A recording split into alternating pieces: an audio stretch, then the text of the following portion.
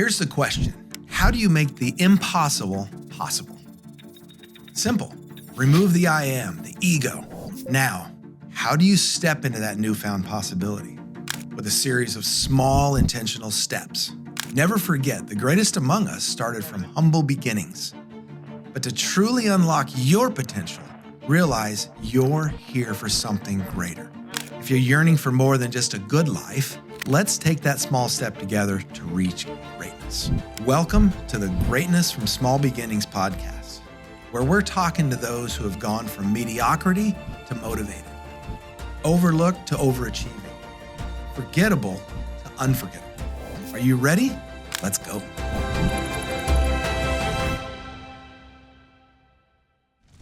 Hello, everybody. Today is going to be a fun day, I think. And I'm back once a week. I get on and talk about a greatness story. Often it's my own. And I was just thinking today about this podcast. It's more of my self-help because I sit here in front of this microphone and I'm able to talk through my issues while I provide tools to an audience, but I'm mostly the audience here. Yeah. And that's what I really like about just sitting down here at a microphone and just starting to talk. Usually I'll have some points of some kind, and those points speak to me because why would I be saying them if they didn't? So that being said, I am glad that we have Chris Avery on. There's the big smile right there. I appreciate that. And we're going to discover more about each other as you all, the listeners, discover with us. Okay. We don't know each other very well, but I will tell you that I ran a little bit today. I'm training for a 50K. Okay. Nice. I did it last year and I would like to improve my time a little bit, but I'm a little behind the 8 ball. I took some time off and it was too much. And now I'm really hurting to get back into shape. You know about that, right? I do. Okay. Well, we'll get more into the running conversation in a minute, but I'd like to start off, Chris, with asking a question. The question is just as if you're writing the definition in a Webster's dictionary, but it's yours. It's Chris Avery's dictionary. What does greatness mean? It's a good question. You know, to me, greatness, and you brought this up before we even started, Keith, it's a finish line that's never, it's always moving in a sense, right? It's always that moving scale. Mm-hmm. So if I was writing the definition of greatness, I would say it's pretty simple. It's waking up prepared to give your best. So when you go to your bed at night and you lay your head on the pillow, you feel a sense of completion of self. And to me, that's what greatness really is because it looks different for everybody. You know, none of us have the same experience while we're here, but all of us have similar experiences. And that goes back to even what you said before about, you know, hey, I'm doing this mainly for myself, but yet there's so many people that can relate because we may not have the same life as you, and we won't. None of us have identical lives, but we have identical experiences or moments of life that we can relate to. Absolutely. And so to me, I think greatness is, I think we make it too hard to be great. And if we realize it's really just understanding our capability and getting up that morning and just, right, like chipping away at the tree. And then when you go to bed tonight, you get on your knees and you go like, man, I'm just so grateful. I know, and the greatness grateful, right? But I'm so grateful for the experience that I had today. And that if you truly give your best today, you have achieved greatness for that day. Yeah. You mentioned chipping away. I heard this analogy on a recording. I'm taking a 10-week course on something and it's really intriguing. And the host was saying, he's from LA, he's from California, and he lives in Virginia now, and they had snow, which he's hardly ever seen. And he said, I was chipping ice off my windshield. And he said, I really like chipping ice. And he's like, oh man, he must not live I'm sure. in most of the country, right? Because most Yeah. people hate it. Yeah. But he said the reason I like it is because you chip and you chip and you chip and you're making tiny pieces of progress, but then all of a sudden it just goes pop Mm, and it just opens up. And I went, love "Oh, that. that's a pretty good analogy actually It of is. what greatness is because it is a chipping away. That's a term you used and I really liked that analogy. But I Thanks. didn't know I would share it today, but that's you said the word and it's like, "Oh man, it makes sense." Yeah, and so just to back up, I want to go like so I coach tons of men. And the thing I love the most is I like to say we're similar to Michelangelo, right? And when Michelangelo got Dave or when he got interviewed about after he carved David, the interviewer asked him, like, how did you carve David out of the marble? And he said, listen, I didn't carve David. David was always inside the marble. It was And this is there. for me. We're always inside the marble. We're carrying around 300 pounds of marble of crap around every day with us that Yeah. society tells us, that people tell us, that our family or a friend told us how I'm be, and we think like, oh, I'm not that, so I'm less of a man, or oh, I am like that today, so I am more fully a man. And yet the truth is, it's like Michelangelo said when he got interviewed. David was already in the marble. I just chipped away everything that wasn't David. And when I Mm. say that, I get goosebumps because that's the truth of the matter is there's so much great inside each one of us, and we're carrying around 300 pounds of marble crap around, trying to say that that's us. But if we chip it away, we'll realize, man, like the greatness is just sitting there right underneath the water level, waiting to just rise up. Yeah, that's so good. Chipping away at everything that wasn't David. Yeah, Yeah. so true. So the course I've been taking, um, it's about teaching us to be a warrior for Christ, a warrior, being Love it. our best self, which is a warrior. Like we have to war against things, right? Against Absolutely. the enemy. We have to war against our own soul, our own heart, and to lay the groundwork. He said he got on the first call. It took two calls to do, but he got on the first call and said, "Well, the first thing we're going to discover is our prisoner words. Mm, We're going to go and we're going to find out what prisoner, what shackles are holding us, because mm, we can't figure out how to be a warrior unless we take off in your case the 300 pounds of garbage so that the armor fits, right? yep, absolutely. In the case of some people, they got to lose weight before they go into the army, right? It's true. Yep, And well, because the gear is only so big. sure. And I thought that was also really appropriate for the lives we need to lead from the smallness that we're coming from. It's always damaged. It's always broken. Yeah. Yeah, I was amazed to find out some things about my warrior words and like or my what's the term that I just said? The my prisoner words. Like, Yeah. what am I imprisoned by? And I realized as I put them down on paper that it came all the way from when I was 5 and 6 and 8 years old from things I was told about myself. And it's like, man, I knew that guy existed and I've always related with him, but I didn't realize how much mostly the negative stayed. Mhm. I had a good life, Yeah, but mostly like the things that attached and have imprisoned me a lot of it came from back then. And then since then, I've conceded things, right? That has allowed the same thing to exist. for sure. Anyway, I thought that was a really good approach to. So, in regards to your where you're headed next in your greatness journey, yeah. Yeah.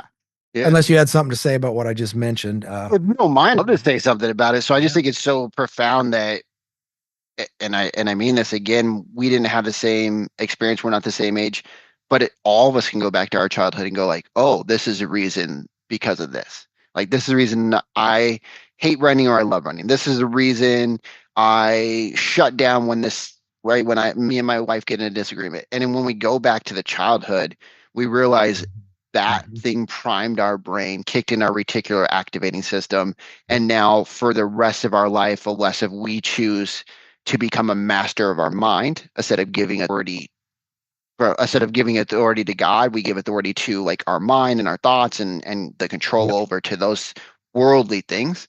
Then it's amazing because we prime our brain when we're that age, and then our brain continues to look for that for the rest of our life to back up that Yep. story.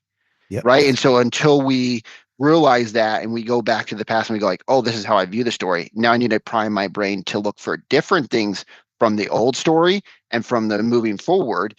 Yep. Then your life can shift. But it's amazing how we get stuck in those patterns and we're the fish in water and don't realize we're in the water.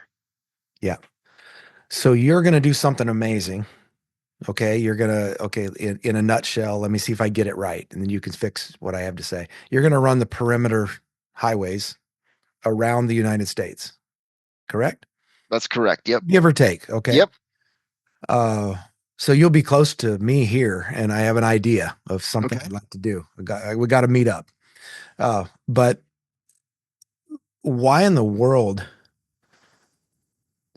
Why in the world do you think that's possible when you had this child that was damaged and messed up and you were listening to a different voice at some point in your life? So was I, and Oh, yeah. still am in some degree.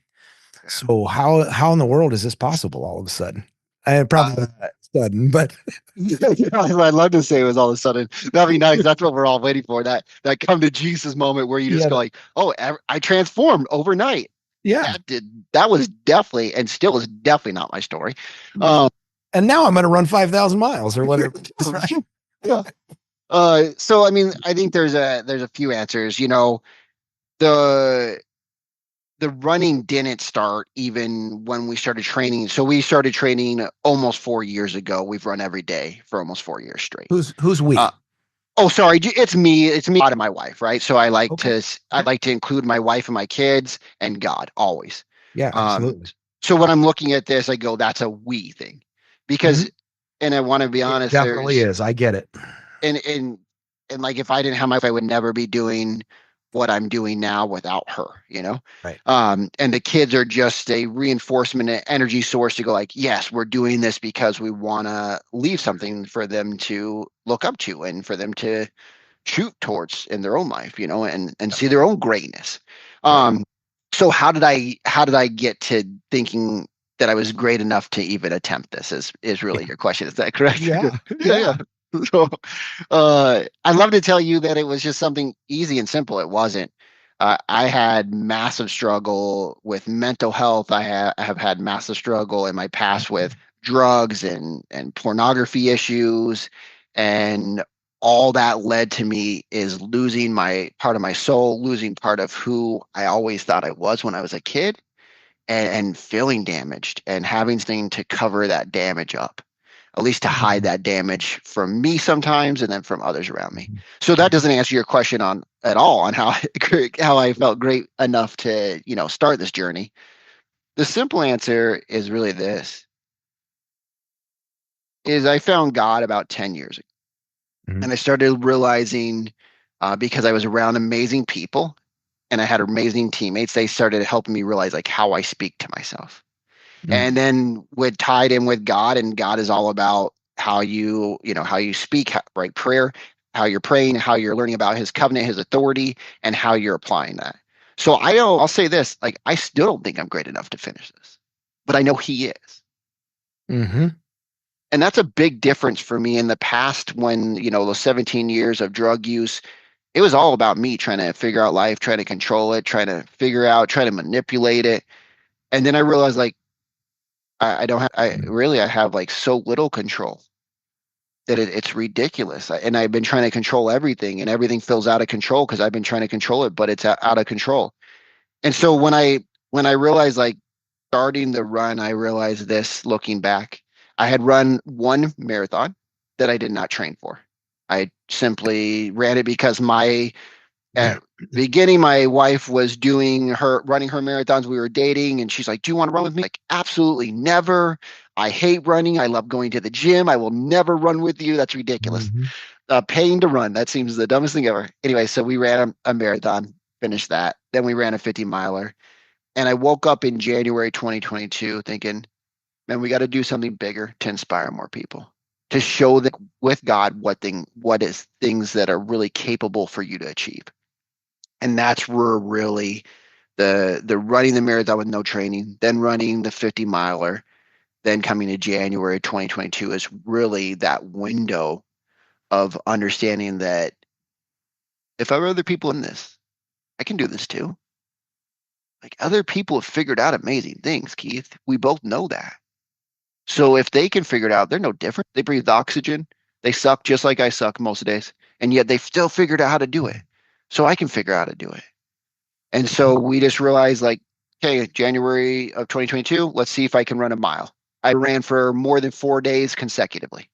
Okay. I hated running so much. I did it 5 times in 20 years. That's how much I hated it. And so I was like, let me just see if I can run, 7 days in a row. We did. Then that went up to 90. And our original thing was just run across America. And then we looked and like 200 people had done that. So we're like, that's too easy. Like, of course, you gotta have some arrogance, or you gotta have some ego and arrogance. That's too easy. Let's not do that. So then we're like, let's run there and back. And then as things evolve, because we've been in action and we've been doing the part of it, it's just people have come up with ideas. And then my wife was like, why don't we run the perimeter?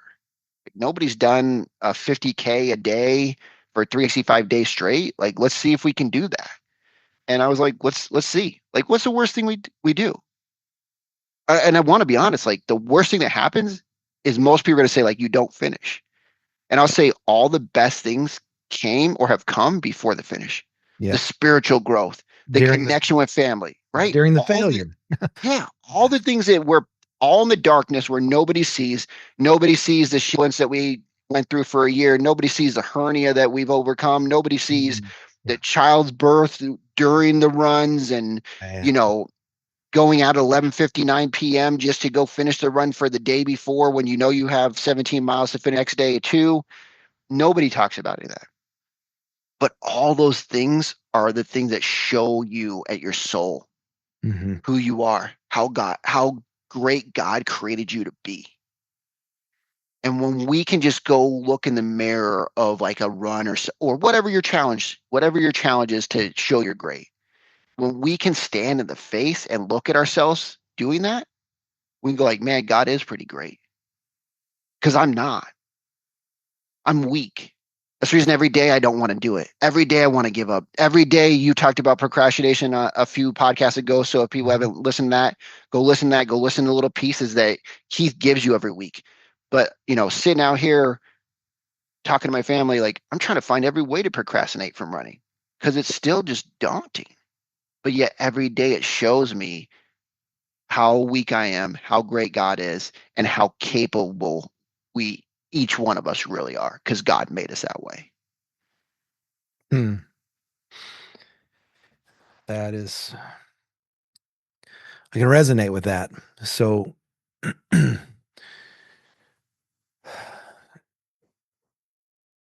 I'm trying to frame my question because it's around the pain and Mm, and not just the want to quit, but the feel like you need to quit. I know some people around me. I co-lead a group of young people at church and some other things. And Chris, sometimes they're quitters. And what I want to figure out in the next number of months is how to encourage them to get on the road. Proverbs 3, 5, and 6, talks about that, you know, trust in the Lord with all your heart, lean not on your own understanding, in all your ways acknowledge him, and he'll make your path straight. I want them on that path. mm, Now, the other three things are instruction, right? To-dos. yep, But he kind of gives a promise. Says this is what you gotta get on the path, and then you gotta trust me, and then you gotta, and I'm hoping to get an answer, and I think it's gonna have to be tailored person to person, person for person, right? for sure. Yeah. How to get on the path, and on the days when you are done, just done, quit. I'm done with God. I'm done with this person. I'm I'm going to cut my throat, whatever it is. Yeah. Well, how do you not do it? How do you not be done when you're done? That's a great and powerful question. I'll give you my best version of it. Mm-hmm. First, I think when we want to quit, we're only quitting on ourselves. And I truly mean that. Like the pain of, so I'll say it two different ways. Like one is if we can get ourselves out of the situation, meaning if the running doesn't matter to me, like I know if I go outside, I can get it done, right? Like there's no way, Keith, if any of us went outside right now, part of doing the way we're doing it is to show anybody can do what we're doing. Like I am far from exceptional. I'm far from great. Anybody can do what we're doing. If you started a mile a day and you train long enough, you can do it. Mm-hmm. If you go outside, most likely anybody could finish a 50K in a day's time, right? Just in 24 hours, anybody could go out and walk a 50K easily, no problem. So when looking at that, there's two things that really help me when I want to quit.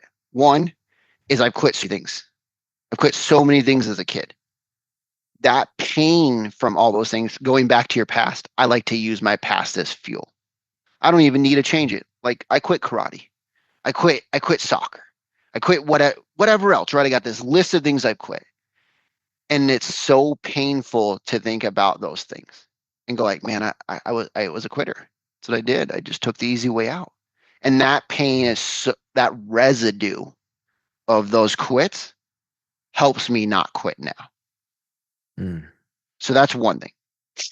Second thing is my mindset and mind frame around quitting is it's great to want to quit. It's one of your most powerful reasons you have, yet we want to push it away. We don't want to feel that way. We don't want to like have that in our mind or our thoughts or our heart. And I'll say like you should go like good. I'm grateful you're here. Because that is old way, an old person, an old shedding of your skin. We're like the rattlesnake ready to lose our skin. And most of us want to push these things away. We want to push the pain away. We want to push the quit away. And we want to, our central nervous system is overloaded and it goes, I'm in fight or flight. What do I do?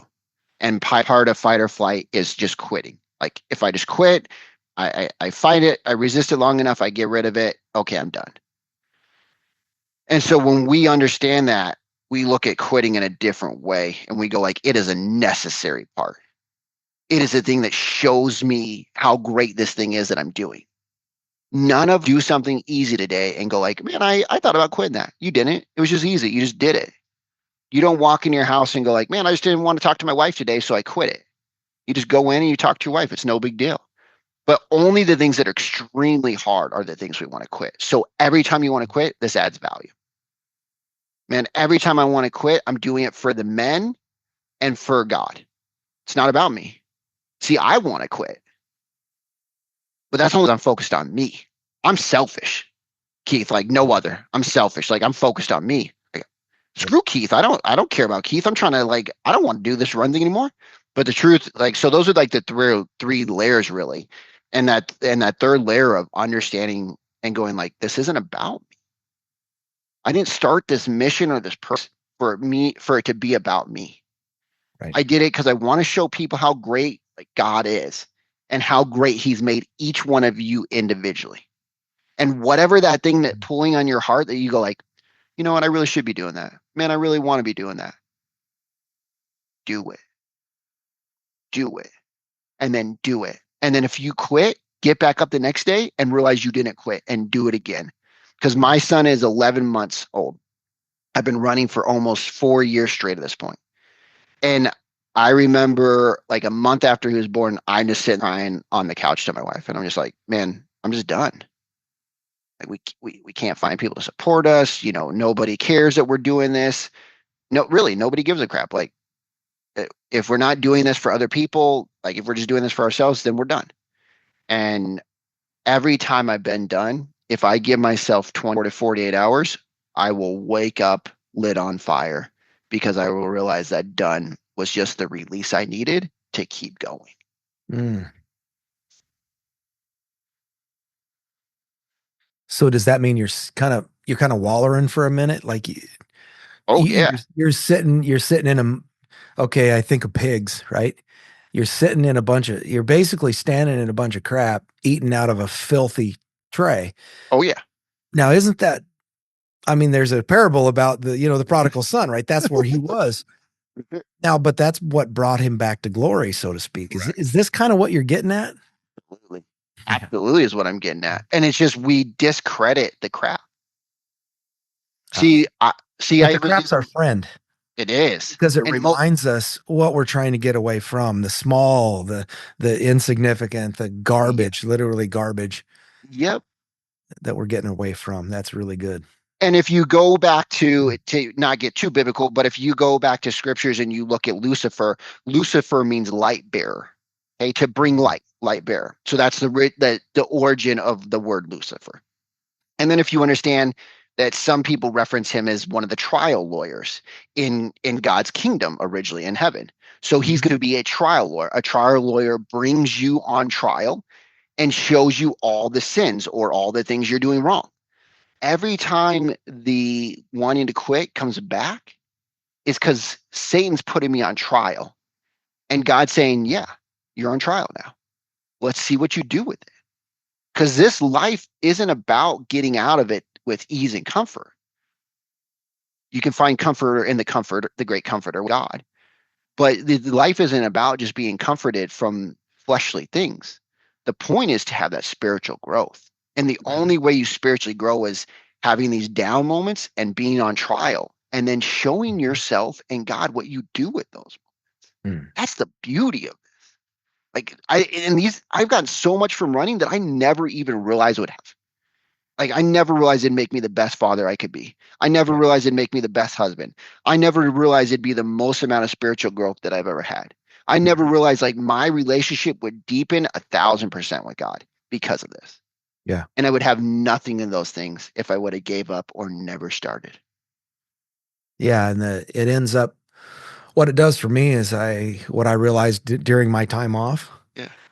I didn't get lazy spiritually, but I missed that alone time, that time out Mm, on the road. Actually, the time when things hurt.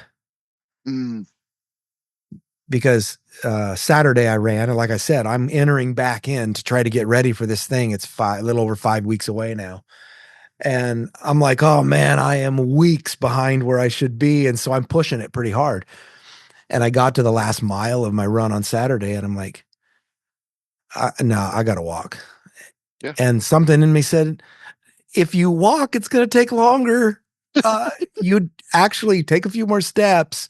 And then by the time I took 10, 15, 20 more steps, I went, I actually just need to run. I need to Oh, finish this. I need to finish this yeah.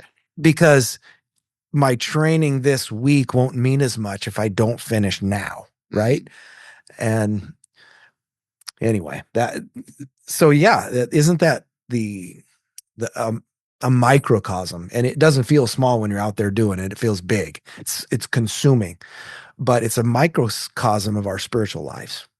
it is. So well said. And yeah, I'm fighting a couple of particular things right now that the enemy's, throwing at me constantly. And I'm like, wait a minute. No, I have to, like, it's the same idea. I need to take two more steps the right direction, Yeah, and absolutely. so just for those who like to get practical, maybe they're not runners and whatever. I've got a similar story. It was about it's 2026. It was this time 6 years ago that I started running. I hadn't Okay. run my entire life. I'm 62 years old. Wow. So We I do have a started similar running story. at 54. A couple of my boys were starting to run ultras and stuff. And so I just signed up for a 5K because there was a half marathon that a couple of them were running in. Okay. And it's like, okay. And so one of my other boys ran the 5K with me, and I got a lot of kids. So there's always activities around that I can get involved in, and the running was a thing. And so I started, oh, you know what? I ran that 5K and it didn't kill me. You know. So I'll fast forward the story. So I kept signing up for things. I've done a couple of marathons, a couple of half marathons. Okay. My second half marathon, I said, oh shoot. I finished it and went, oh no. and they had this a dialogue as I was walking to my car after I'm done. That wasn't that didn't hurt that much, and that means I Mm, have to do a marathon. Oh no. oh, But here's what I'm getting at from a practical standpoint, and maybe even spiritual for those who want to translate it that direction. When I was training for my first marathon, my left foot at about mile 6 would start tingling and feel like it was going to go numb. okay. And I had heard from one of my boys before, yeah, you better tell it no, whatever goes on, because I just hear them talking about running and whatever. And so I had this in my mind. Uh, so you have to talk your body into things, right? Mhm. It wasn't an injury. It was my body saying I'm uncomfortable, so I'm going to put up a fight, right? Yeah. Yep. And so by the time I got to mile 9, it was gone. And then it had moved to my knee, maybe my right knee or something else. And and then um, by the time I finished training, 2 weeks, 3 weeks before, I ran my 20. Okay. Okay, before the marathon. It's good to get to 20 if you can, right? And I did. I ran my 20, but the last 2 miles was like it was like hell. It was horrible. Like I literally would stumble and I felt like stumble. I appreciated the stumble because it slowed me down and I wanted to walk. Yes. All right. But then finally I just gutted it out. Like it's like, no, I have to do this. And I got home, sat down, and I thought, wait a minute, if I'm struggling at 20, how am I doing 26? Mm, And and of course there's the ego. I don't want to make a fool of myself, so there's all the things that go through your head and all the of course. reasons. So the next week I ran 22. You're not supposed to do that 2 weeks before, but I said, I have to do what my body's telling me to do. And I know I've got to go further to make Yeah, this absolutely. work. And so the next week I ran 22 and I literally felt amazing the entire time. Really? Yeah. And so tell some of your journey and in regards to your body. A lot of people are sitting there wondering, watching this going, okay, what, 17 miles a day for most of 4 years. How do you do that? That hurts. It's going to Yeah. hurt. You're going to Yeah. injure yourself. Something's going to happen. You're going to have to take days off. How do you handle that physically? Tell us, about the physical side. And I know there's going to be a correlation, Yeah. There the will be. mental and spiritual. There always is. Uh, so I'm gonna start with mental. First of all, I have a motto that says like find ways to win. I'm gonna be honest, my miles aren't always fast. I don't care. I'm not here for the pace. I'm here for the race. Hmm. And most people when they look at running, they go like, especially people I feel like that are newer into it or aren't into like really, really long distance like ultras, like we're talking about, they always go like, how fast you run. And I go like, you've never ran one before, I can tell because you asked me how fast I ran right away. Yeah. First of all, that was No, your you first walk a question. lot, folks. You You, walk a you have lot. no idea what you're talking about. I'm worried about speed. I'm worried about finishing. Um, Yeah. so how do I handle the body stuff? Uh, to be honest, you go, I don't, it doesn't matter. And Hmm. I truly, that's just something you build out. Like, I'll be honest, I started with a mile a day for 90 days, then 2 miles for 90 days, 3 miles for 90 days, 4 miles for 90 days. I've worked up to 17. So I'm at Hmm. 17 right now. We'll start 18 soon. The reason we do that is for training your body. We have a lot of grace. I think if you're a person that's shooting for greatness, you have high expectations of yourself. With Hmm. most of us have a low grace, and Yeah. we have to tie in high grace because our body is going to, as you said, you ran 20 and it was really hard. You went to 22 and it was easy because every day you show up is going to be different. Hmm. Because every day you show up different. And so, how do I handle the pain? Um, like the first year we blew out my shoulder walking on snow, slammed my shoulder down. We thought we are going to have shoulder surgery, and that was really painful. Then year 3, we ran with shin splints for a straight year. almost the whole entire year we had shin splints until we found somebody to like help us massage and figure out our running structure and why it was causing shin splints. We had a hernia that depending on the doctor you talk to, says we should have surgery or says if it's not too painful, you don't need to have surgery. But it was a rather large growth coming out of my lower abdomen. Yep. We and and I'll say none of those pains are as painful as the emotional ones you go through. Right. And when I again, because we started at 1 mile, I'm a person, and you say it like from small beginnings. That's my whole motto is small beginnings. Like that's the reason I started with a mile. If I would have started with 17, I would have been done after 4 or 5 days if I tried to run 17 miles every day right away. But I started so small that it's so small, I laughed. Oh man, like haha, like if I'm gonna go to bed before I can go walk 15-minute mile or run a 10-minute mile, like that's crazy that I can't get that done in a day. So I made it so small that I laughed at it, which meant like when I came up with pain, especially in the beginning, it was so small that like, hey, I can manage through this. No problem. I can manage this. But eventually, a lot of people talk about, the front or the mid anterior cingulate cortex, which is where, people talk about resiliency part of your brain. And I'll say it's true. Like if you start small and you start to overcome the little small hurdles, Mhm. it just sets you up for the bigger hurdles. And so how do you do it? Every day when you're in pain, you just say like, it. How I ran a marathon with no training was I knew it.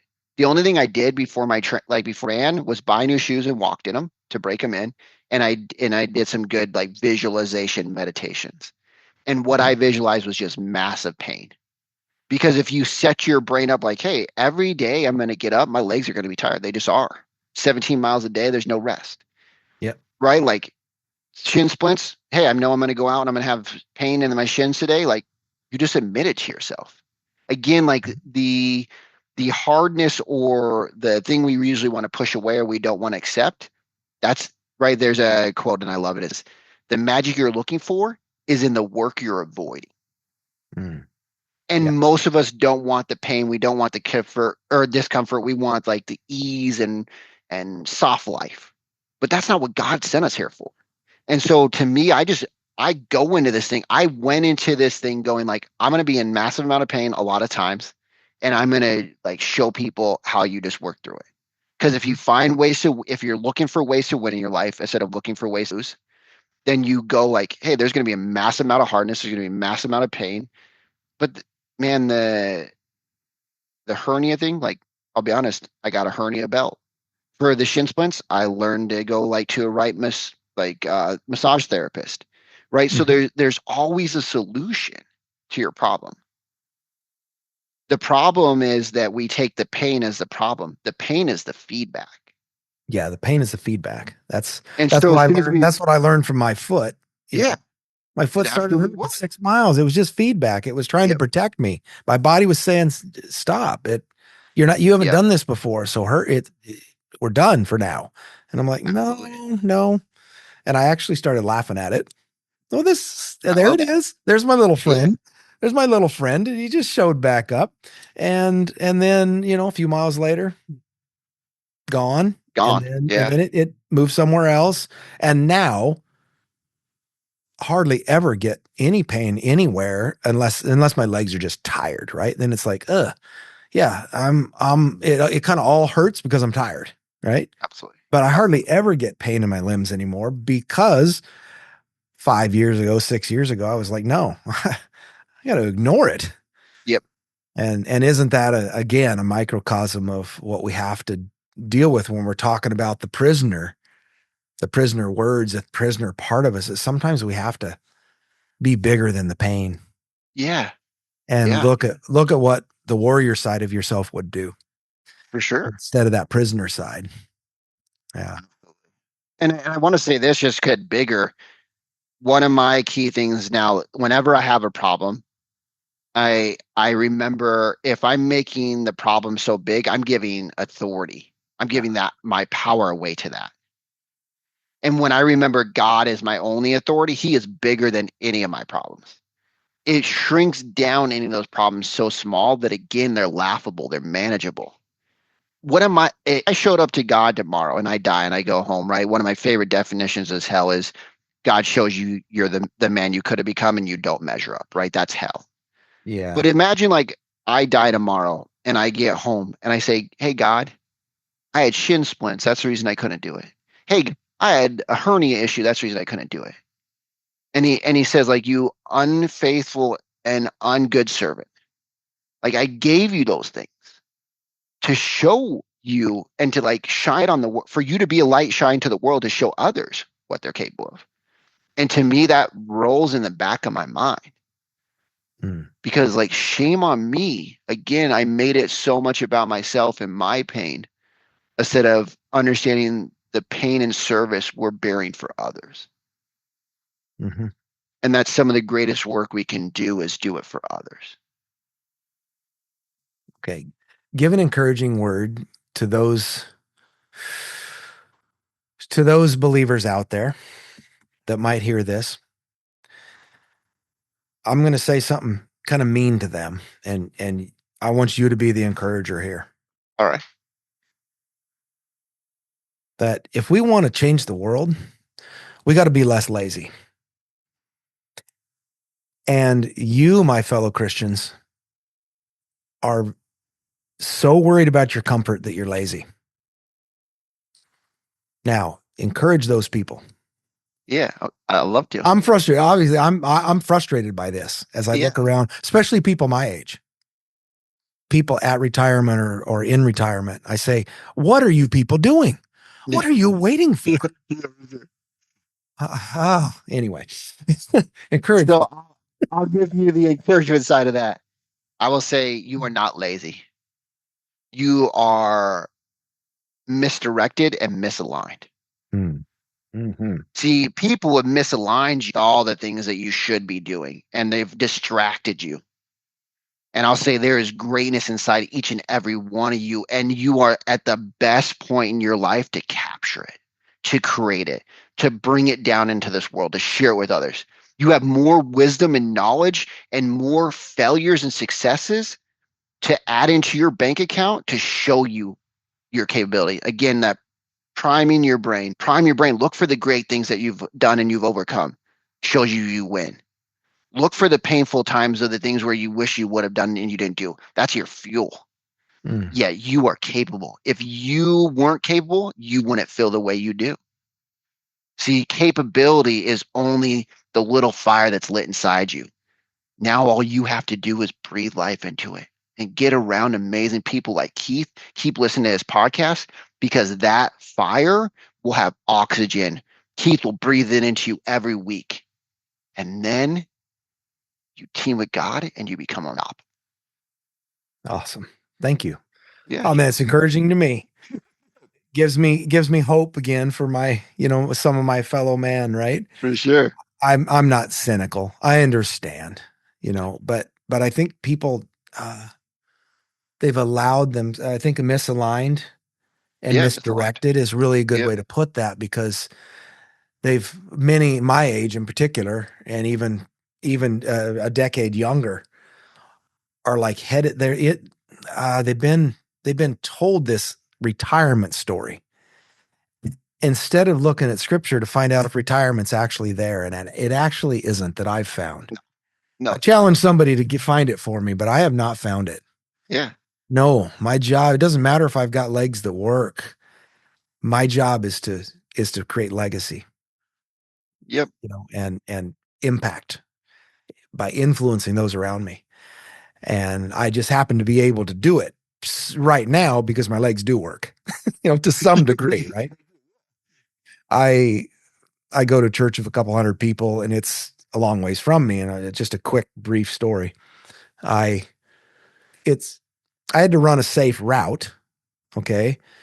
So it extended it a little bit, but I volunteered as a fundraiser. There was a building project, and I have a passion for the building because I used to be one of the main people that worked on it and whatever. Been at the Okay. church for almost 50 years, and we were falling short, and the fundraiser was like, losing momentum. And I said, hey, what if I did a run from my house to the church? And they said, well, how far is that? And how would you do it? I said, well, like I'd do it like an old fashioned, jogathon or something, per mile or whatever people wanted to Love it. do. And that was in September. We put it together and gave people 8 weeks to sign up and whatever, and raised between $6,000 and $7,000, Wow. and ignited the whole thing again. And there's more come in since then. So I was really happy. 29.36 miles from my house to the Whoa. front door of the church.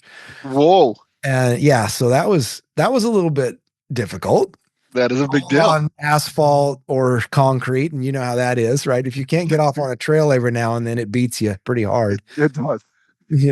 but I was very happy. It created this amazing heart in me that said, this is bigger than just running.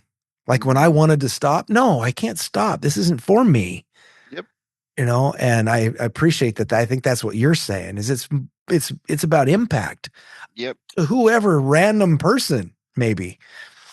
But I caught a glimpse of that for the first time, but I was frustrated by the fact that I offered, if anybody wants to run 1 mile, half a mile, if you just show up, I'll walk.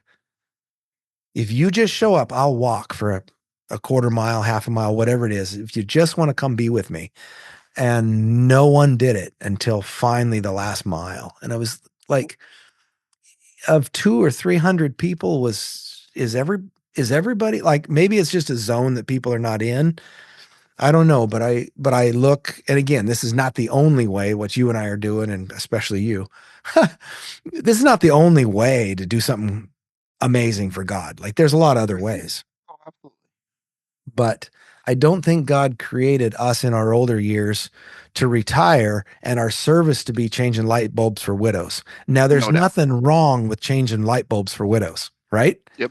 Yep. Absolutely a good thing. I do it for my mom pretty often. She lives next door. That's Okay. awesome. Yes. Love that. So I do this on a regular basis, but I think that in our later years, we should be as great as we can be so that we get to extend our lives and give more for longer. Absolutely. Yeah. So speak to that real quick, and then we'll get ready to step off. Okay, cool. I How old Man, are there's you, so by the many. way? I'm 41. 41. Okay, good. Yeah. So many people, because I have young kids and I started that side of life late. So many of our friends go like, "Oh, you're like in your mid 30s," and I'm like, "No, I'm 41." I was even talking to a guy because he's been running a lot because we know each other at church, and so he runs a lot because I'm running a lot. And he's in his like early 50s, and he's like, you'll understand when you get like into your 40s. I'm like, I'm 41. He goes, oh. I said, I said, I Oops. said, so it's just funny. Yeah. Um, yeah. I I mean, first of all, I think it's something we build. I think the retirement thing, if you just go like look at history for 100 years, it hasn't been around that long. Retirement isn't a thing. It's not in scripture. It hasn't been in history. It's become since the 20th industrialization, right? Like that's Yep. when we started implementing retirement, and it's changed even since then. I want to go with, if you want to retire, that's great. I don't have any problem with that. Find something to do. Yeah. Because if you look at people when they retire, that's how what they do after that is how quickly they die. Yep. Right? Because if you can go look at people that retire, and you can see within a couple of years they usually pass away if they don't have much going on in life because they sit around and watch TV, which is very exciting for most people. And I'm being Mhm. sarcastic. And so they just die because they die of boredom and not getting up and not doing anything Yeah. and not serving anybody and not going anywhere. Yeah, my thing is, this is one of the most profound things that I never knew, and I learned when I found like God and Christ in my life, was this, that the Spirit speaks to us differently. Mm. So my mission may be running around America.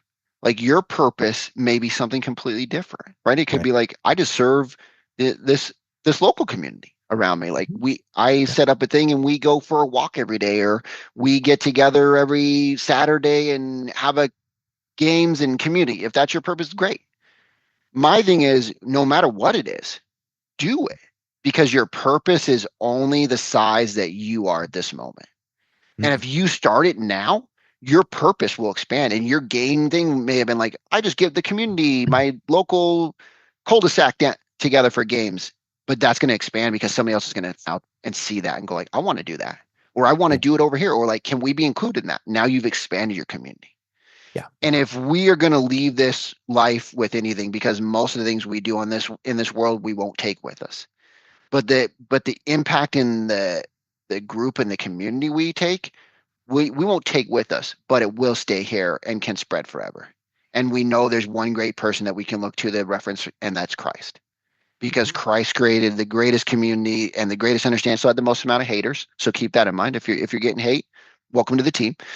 Yeah. Yeah, I just think, man, most of us look at life to go like, how do we make it easy and comfortable? And again, I think that Satan is very great at what he does. Mm. And he never has to get us to do the big sins that first of all, none of us ever lived the Ten Commandments every day, but let's just say we did today. Yeah. He doesn't have to get you to miss those 10 commandments. What he has to do is get you to slide off a little bit. Oh, I was going to do that for my wife, but I'm not today. Oh Yeah. man, I was going to do that. I was going to do that thing for my purpose, but I'll skip that till tomorrow. And it just becomes this momentum in your life. Hmm. That's the reason the mile a day was so impactful, is because it created this slow momentum that it was just easy to like do. And it created something big. And so to me, when we look at that